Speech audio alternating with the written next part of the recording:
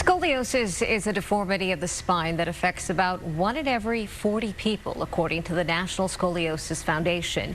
In most cases, there is no known cause for this condition and nothing can be done to prevent it. Alison Bogle with Austin Family Magazine joins us to talk more about it and who's most at risk. Good morning, Alison. How are you today? Good morning. It's nice to see you. I was pretty surprised to learn it's 1 in 40 people, so it's a lot more common than I had expected. Yeah, I believe our coworker, my co-anchor Leslie Rangel, she suffers from scoliosis. Yeah, she does, Okay. and she's very intentionally. Leslie does not wear heels, and she's very careful with her posture and her back.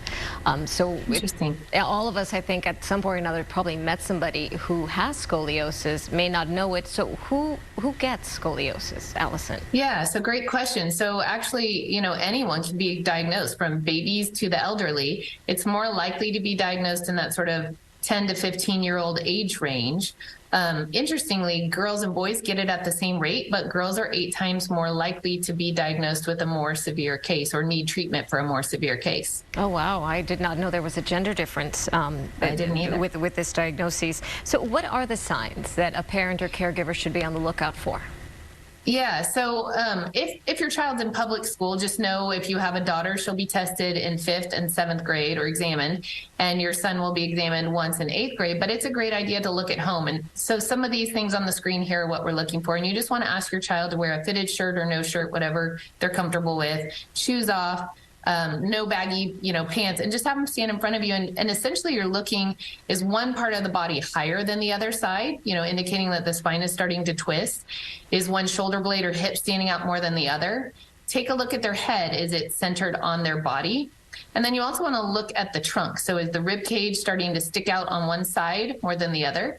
And then you want to take a look at their spine. So just go around the back side, you're facing their back. First, look at them standing up straight, and then you can ask them to bend at the waist. You have them sort of put their arms together like they're diving, but then let those hang just dangling. And then you can run your hand along the spine or just observe it, and you're just looking for a straight spine. If you see any type of curvature or anything that concerns you, it's not a reason to panic, but you do want to go ahead and set up an appointment with the pediatrician. So maybe think of this in terms of symmetry and balance. I mean, obviously, I'm not a doctor, but I'm just thinking to simplify matters if anything for a parent starts, who may not know. And what I did learn is kids, this can be developed during rapid periods of growth, which is pretty much childhood, right? It's all these growth spurts.